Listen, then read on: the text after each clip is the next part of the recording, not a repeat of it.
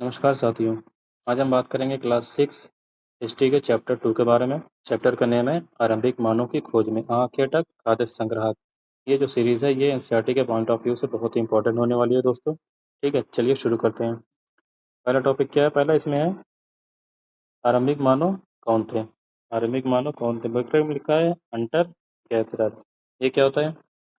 समय लगभग 20 लाख साल पहले भारतीय उपमहाद्वीप में रहने वाले लोग, जैसे कि हमने फर्स्ट चैप्टर में पढ़ा था कि मानव के रहने के यानी बसने के प्राचीनतम साक्ष्य जो मिले हैं वो कहाँ से मिले हैं? वो नर्मदा नदी के नर्मदा नदी के तट पर यानी नर्मदा नदी के किनारे जो लोग रहते थे वो सबसे प्राचीनतम साक्ष्य मानव के मिले हैं। ठीक है दोस्तों, तो उनका समय क्या था? 20 लाख साल पहले वो लोग मिले हैं।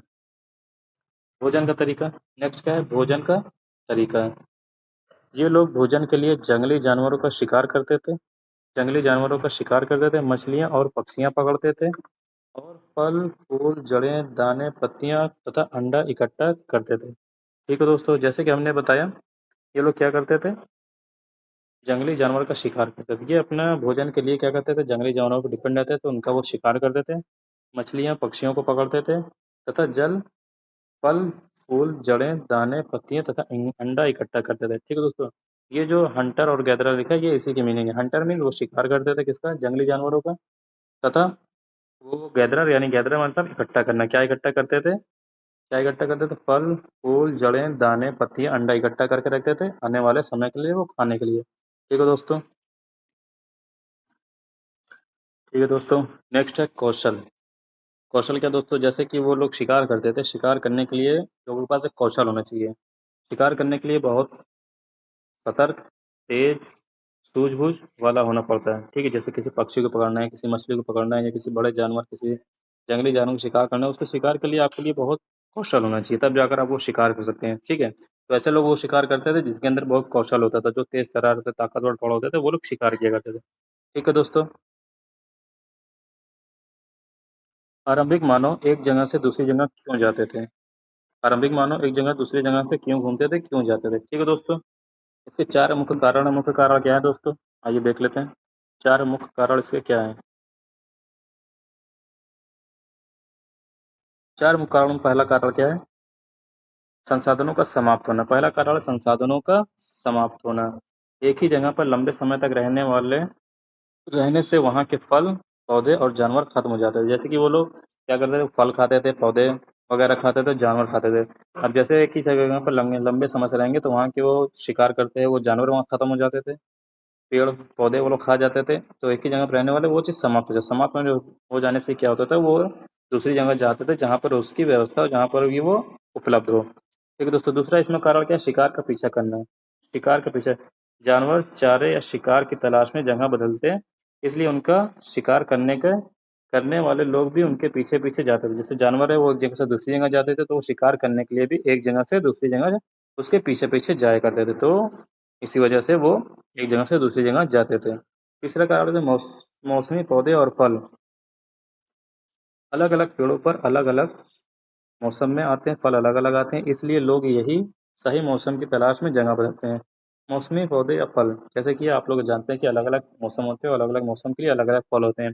जब उस मौसम में वो फल समाप्त हो जाते थे तो वो दूसरी जगह दूसरे फल के लिए दूसरे मौसम में वो लोग एक जगह से दूसरी जगह जाते थे। जैसे गर्मी में कुछ अलग फल होते हैं, वो फल वो खा लेते थे। गर्मी का मौसम चेंज होता, तो जहाँ ठंड का मौसम आता है, ठंड के मौसम में वो दूसरी जगह जाते, फिर वहाँ से वो फल या पौधे वगैरह वो लोग खाते थे। ठीक है दोस्तों, इसमें चौथा कारण है। चौथा कारण क्या? पानी की आवश्यकता है। कई नदियां और झीलें गर्मियों में सूख जाती थी, इसलिए सूखे मौसम में पानी की तलाश में उन्हें भटकना पड़ता था। कई नदियां होती है जो बारहमासी नदियां होती हैं, कई नदियां होती है जो सिर्फ मानसूनी नदियां होती है या झीलें होती हैं। मीन्स वो सिर्फ मानसून में उपलब्ध होती है, उनमें पानी मानसून में ही उपलब्ध होता है। बाकी गर्मियों या सर्दियों के मौसम में वो सूख जाया करती थी। जब वो सूख जाती थी तो पानी की आवश्यकता के लिए वो एक जगह से दूसरी जगह जाते थे। ठीक है दोस्तों, ये इसके चार कारणों में पहला कारण क्या है? संसाधनों का समाप्त होना। जो उनके संसाधन थे, खाने पीने के संसाधन समाप्त होना। शिकार का पीछा करना, शिकार का पीछा करते करते वो लोग एक जगह से दूसरी जगह जाते थे। मौसमी पौधे या फल की तलाश में, मौसमी पौधे या फल की तलाश में वो एक जगह से दूसरी जगह जाते थे। चौथा है पानी की आवश्यकता। जो भी मानसूनी नदियाँ झीलें होती है, वहाँ पानी खत्म होने के बाद वो एक जगह से दूसरी जगह जाया करते थे। ठीक है दोस्तों, ये हो गया आरंभिक मानव एक जगह से दूसरी जगह क्यों घूमते थे, इसके 4 मुख्य कारण हो गए। उम्मीद है आपको ये समझ में आया होगा। नेक्स्ट है वो पत्थर के औजार। पत्थर के औजार क्या है दोस्तों? आरंभिक मानव ने अपने काम को आसान बनाने के लिए पत्थर, लकड़ी, हड्डियों के औजार बनाए। पत्थर के औजार सबसे ज्यादा समय तक बचे रहे। ठीक है, आरंभिक मानव ने अपने काम को आसान बनाने के लिए इन सब के औजार बनाए। उसमें क्या क्या शामिल है? पत्थर उसमें शामिल है, लकड़ी शामिल है और हड्डियां शामिल है। पत्थर के औजार सबसे ज्यादा समय तक बचे रहे। ठीक है दोस्तों, औजार बनाने के दो मुख्य तकनीक क्या है? दो मुख्य तकनीक क्या है औजार बनाने के? पत्थर से पत्थर टकराना। पत्थर से पत्थर टकराना ये पहली तकनीक है। इसमें क्या होता है, एक पत्थर कोई पर दूसरे पत्थर से हथौड़ी की तरह चोट करके मनचाहा आकार देना है। यानी एक पत्थर से जब वो दूसरे पत्थर को मारते थे उसी को बोलते हैं पत्थर से पत्थर टकराना। ठीक है दोस्तों, जैसे कि हथौड़ा हम लोग मारते हैं, हथौड़ा मारते मारते क्या होता है, वो चपटा होता है या उसको छीलते हैं, छेनी हथौड़े से काटते हैं तो उसी से होता है पत्थर से पत्थर टकराना। क्योंकि उस टाइम हथौड़ा या लोहा वगैरह की खोज नहीं हुई थी तो इसी वजह से पत्थर से ही पत्थर को मारते थे। दूसरा क्या है, दबाव शल्क तकनीक, प्रेशर फ्लेकिंग। कोर को एक सख्त सतह पर रखकर उसके ऊपर हड्डी या पत्थर रखकर हथौड़े से छिलके निकालना। जैसे जब किसी औजार को शार्प करना होता है तो एक सख्त सतह पर रख के उसको उसके ऊपर हड्डी या पत्थर के हथौड़े से छिलके निकालना, यानी पतले पतले उसके पत्थर के छिलके निकालना चाहिए ताकि वो किनारे से शार्प हो जाए। उसको दबाकर हाथ से दबा, हाथ में एक हाथ में हम लेते हैं जो औजार होता है, दूसरे हाथ में लेते हैं जिससे वो सल के छिलके निकालना है, तो उसको दबा दबा कर साइड साइड से निकाल दिया जाता था। तो उसको कहते हैं दबाव शल्क तकनीक। ठीक है दोस्तों, ये दो मुख्य तकनीक हो गई। पहला क्या है, पत्थर से पत्थर टकराना, दूसरा है दबाव शल्क तकनीक। ये दो तकनीक याद रखिए दोस्तों, ये दो तकनीक से वो अपने औजार बनाते थे।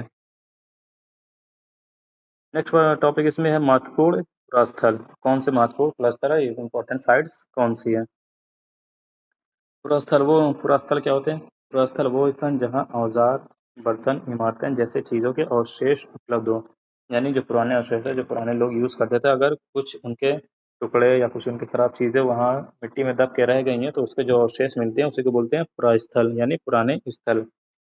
उसमें पुराने स्थल में कौन कौन से इंपॉर्टेंट है, आइए देख लेते हैं। पहला है भीमबेटका। भीमबेटका कहाँ है? आधुनिक मध्य प्रदेश। अब यहाँ से हमको कौन से अवशेष मिले हैं, क्या यहाँ से औजार मिले हैं, बर्तन मिले हैं, इमारतें मिली हैं, देख लेते हैं दोस्तों। ये एक आवासीय स्थल था। आवासीय स्थल में जहाँ लोग रहते थे, जहाँ उनका आवास था, जहाँ उनका घर था। ये नर्मदा घाटी के पास प्राकृतिक गुफाएं मिली हैं। नर्मदा घाटी के पास क्या प्राकृतिक गुफाएं, मीन्स इसको किसी इंसान ने बनाई है, प्राकृतिक गुफाएं हैं। ठीक है दोस्तों, भीमबेटका। तो ये किस लिए फेमस है, ये किस लिए, ये यूनेस्को की एक फेमस साइट्स है। यूनेस्को के साइट्स में ये इंक्लूड है। ठीक है दोस्तों, भीमबेटका ये फेमस इसलिए क्योंकि यहाँ पे जो भित्ति चित्र मिला है, क्या मिला दोस्तों? भित्ति चित्र, जिसको बोलते हैं केव पेंटिंग। केव पेंटिंग यहाँ की बहुत ही फेमस है। ठीक है दोस्तों, तो भीमबेटका से ये मिली है। जो इसमें लिखा नहीं है आप वो अलग से बता देते ना कि भीमबेटका किसके लिए फेमस है। केव पेंटिंग यानी भित्ति चित्र के लिए बहुत ही फेमस है। ये कहाँ है? ये आधुनिक मध्य प्रदेश में है। ठीक है दोस्तों, नेक्स्ट क्या है, कुरनूल की गुफाएं। ये कहाँ पे है? आंध्र प्रदेश। ये कहाँ पे है? आंध्र प्रदेश। यहाँ राख के अवशेष, यहाँ क्या मिले हैं? राख के अवशेष मिले हैं। इसका मतलब है कि आरंभिक मानव ने आग जलाना सीख लिया था। इसका क्या मतलब है कि आरंभिक मानव ने आग को जलाना सीख लिया था। तो आग को जलाने के अवशेष यानी राख के अवशेष कहाँ से मिले? कुरनूल की गुफा से मिले।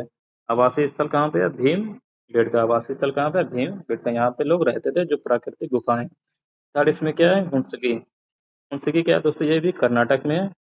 यहाँ से चूने पत्थर से बने बहुत सारे औजार मिले हैं। ये एक उद्योग सह आवासीय स्थल था। ठीक है दोस्तों, उनसे की क्या था? यहाँ से चूने पत्थर से बने बहुत सारे औजार मिले हैं। ये एक सह उद्योग आवासीय स्थल था। मीन्स ऐसा उद्योग जहाँ पे, ऐसा स्थल जहाँ पे उद्योग लगते थे। मीन्स छोटे छोटे काम वहाँ पे होते थे, उसी को बोलते हैं सह आवासीय उद्योग सह आवासीय स्थल। मीन्स वहाँ उद्योग भी होता था, वहाँ लोग रहते भी थे, तो इसी को बोलते हैं उद्योग सह आवासीय स्थल। ये कहाँ पे मिले हैं? हुंसकी। ठीक है दोस्तों, ये इंपॉर्टेंट साइट्स है। एक साइट्स क्या है? भीमबेटका, जहाँ आवासीय स्थल मिला, ये मध्य प्रदेश में है। ठीक है, यहाँ पे लोग रहते थे, कहाँ रहते थे? प्राकृतिक गुफाओं में रहते थे। और एक चीज इसमें याद रखिएगा, इसमें क्या बताया कि भित्ति चित्र यानी केव पेंटिंग यहाँ से मिली है। कहाँ से? भीमबेटका से।